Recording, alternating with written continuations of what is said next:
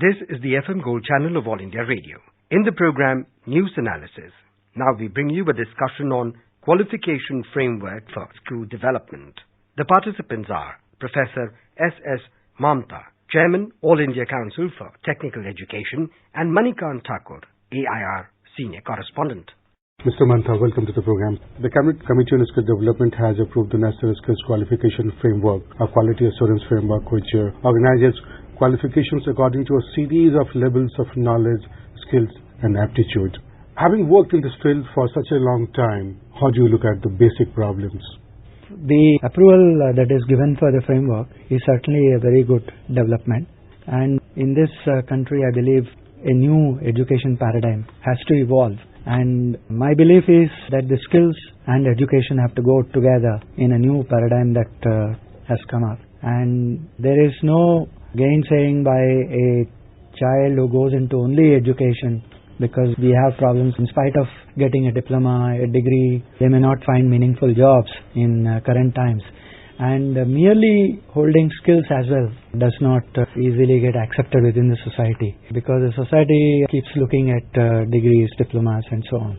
So I believe the skill framework is certainly a very good idea, where we are seeking to promote skills and education together. In this context, last year the Ministry of Human Resource Development has also notified the National Vocational Education Qualification Framework, where precisely the skills and education they go through 7 certificate levels, whereas the 5th level is equivalent to a diploma in vocational education, and the 7th level is equivalent to a degree in vocational education. As you said that this involves levels, there are several levels, and people may not be aware of these levels. That is the disparity why this thing in the framework has been opted for. The thing is that when you talk of the levels, it is really not well defined, because students are coming from the rural areas, from urban areas, very elite group and very, very less privileged group. How do you make them at par and inclusive?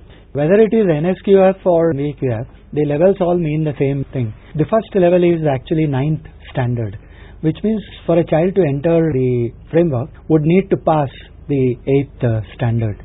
And 9th standard will be first level, 10th will be second, 11th, 12th will be fourth, and then 5, 6, 7, which will lead to a degree program. Now in the NSQF, the levels are skill based, and they have defined up to 10 levels.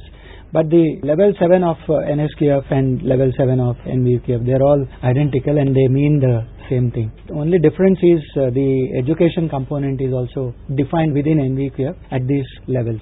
At every level, a child gets certain skill, hour training and certain education training. And a child can choose to drop out at any certificate level and be employable with the skills that he or she attains at that certificate level. Now, the NSQF has defined the occupational standards, the level descriptors, based on the job roles that are available within different sectors.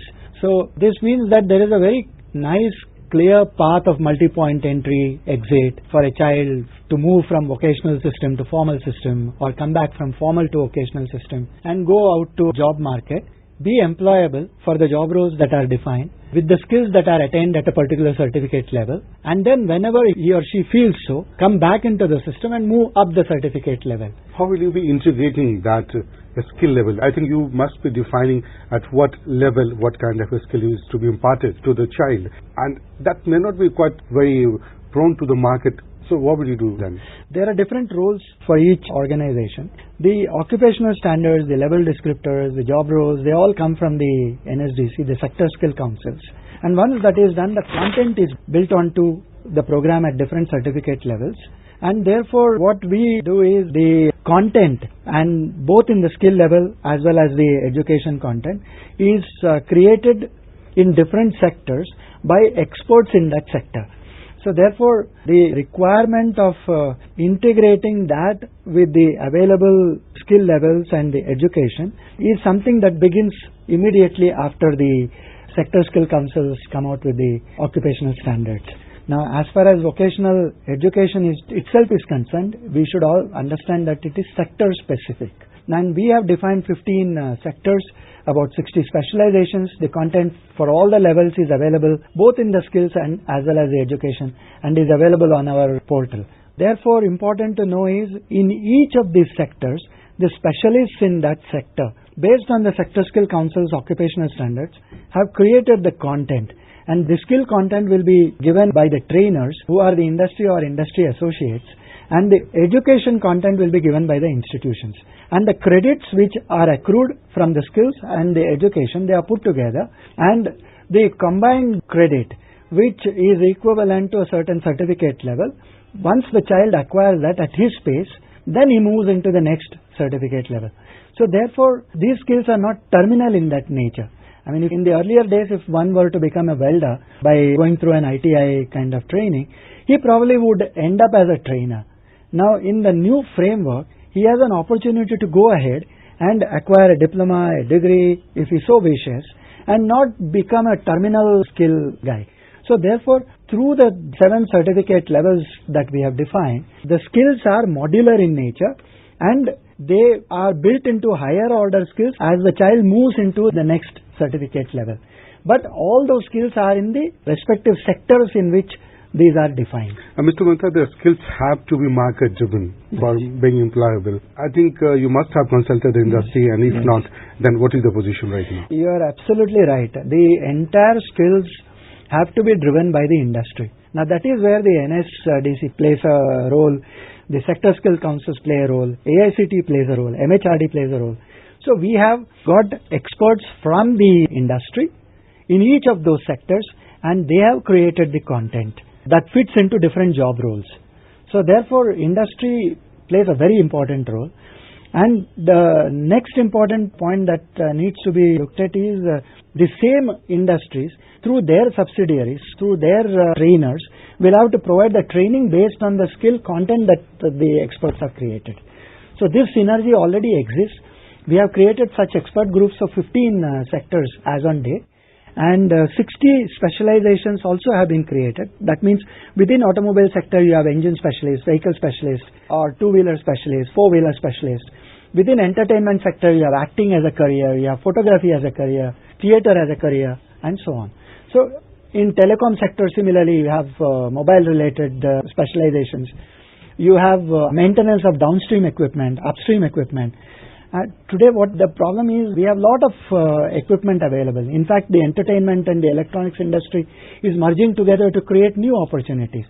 So therefore a lot of equipment that comes in which needs to be maintained. Today we do not have skilled labor for that. In fact, if you want to maintain a mobile tower, it's difficult to find people. So therefore, this entire effort of skill building, it really goes across these sectors, and at every certificate level defines the job roles. And based on the job roles, the occupational standards, based on the occupational standards, the content is created by the industry experts. The training is done within the industry or their subsidiaries. The education content is done in the universities or the polytechnics or the other colleges. The credits are merged together, and at every certificate level, the child has a progression to make. Mr. Mantha, you have been very specialized educator yourself. And you know very well that the disparity exists at all the levels. And particularly when you talk of the rural areas, we need to educate them and make them skillful so that if the Prime Minister has promised that the 5 lakh youth will be made skillful, they have to be done that way. What is the progress and how will you do that? Absolutely. This is an extremely important question. The Honorable Prime Minister's requirement of creating 5 lakh youth for training is an extremely doable thing. In fact, we can do double of that. There are extremely good methods to achieve that. In fact, today we have a captive capacity of about 40,000 colleges. In the AICT domain, we have 10,000 colleges. About 4,000 polytechnics are there. Another 4,000 degree colleges are there. Now, we have a system where we are registering the institutions which want to run this program, and we have 350 of them registered today, and a lot of interest exists. Now, even if a single institution registers 500 students, which is eminently doable. We have systems in process for that, which we have put in place for that. And even if I use half the number of institutions only registered with AICTE, then I can have 5 million students trained every year. Now this is perfectly doable. The only suggestion that I would want to make is, all these programs, in fact, we have kept on flexible times and times which are possible for the children to get in. That's most of the programs are in the time domain of 4 o'clock to 10 o'clock, 5 o'clock to 10 o'clock, and those kind of times. And flexible times are available. Now the suggestion is that even if a single student is paid 50 rupees per day for his dinner and his transport to attend the classes in the evening. 4 hours if he attends a skill training class in different sectors and so on, we can register them. 50 rupees per student and 20 days per month, 1,000 rupees, 6 months of training, 6,000 rupees for 6 months, one level of skill training, and extended to 5,000 colleges. I have huge number trained with a very, very minimal amount of money that goes to train the people. In this process, you are actually giving them some money to come and attend the classes, and you are also providing them training, which makes them meaningfully employable. That's a suggestion which is an incentive which can be provided. Because you think that, and probably I also believe that if you give some kind of incentive to the students or to the teachers, they will be driven to this kind of thing. So what have you thought of the teachers, the educators? There are two kind of educators required. The education educators, they are already there anyway in the colleges. They can do the education part of this scheme. The training part of the scheme will have to be left to the skill trainers. And I believe we have 10,000 ITIs, and many of those ITIs are well equipped. We can make a study of that. We are in the process of doing that.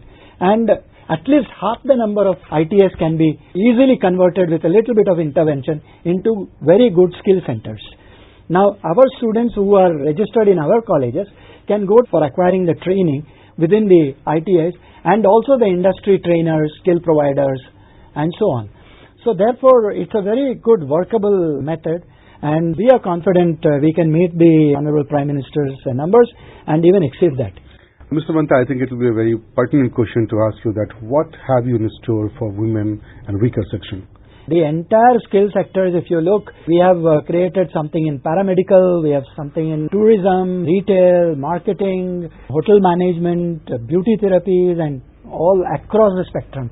So for the weaker sections, yes, most of the people who would come into the system would be probably from the weaker section. I believe we should not be rearranging the numbers of the existing classes.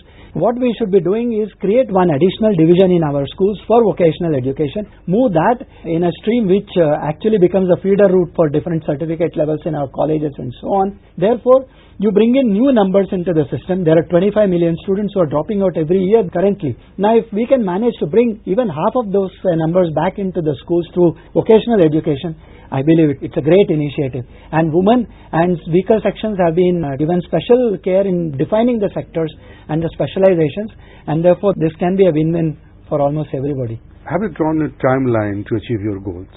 We have already started this process about a little more than a year back. Today I have almost 20,000 students registered in this process in my colleges. We can expand that as much as is possible. We are only waiting for the necessary entropy to develop around the system, and I believe a year to a year and a half we can get the numbers enrolling into this system almost in an exponential fashion. Tell me very frankly, Mr. Manta, are you really happy with the framework? Of course the framework is there. Earlier there was nothing. But isn't there something which really needs to be added further? If you are referring to NSQF specifically, then obviously the skills will have to be credit-based so that they merge with the education credits. Now that has been perfectly taken care of within the NVEQF. So therefore, I believe you need to work NVQF and NSQF together so that all the grey areas are taken off. But that has not been done. No, within NVQF it has been done 100%. Now what we need to do is map the skills that are created within different sectors under NVQF. They should be mapped to the occupational standards that are created within NSQF. Now that will take some time, but it's perfectly achievable. Mr. Manta, thank you very much. You were listening to a discussion on Qualification Framework for School Development. The participants were Professor S.S. Manta, Chairman, All India Council for Technical Education, and Manikant Thakur, AIR Senior Correspondent. It came to you in the program News Analysis, produced and presented by the News Services Division of All India Radio. This program is also available on our website, newsonair.nic.in. You may email your opinion about this program at airnsdtalks@gmail.com.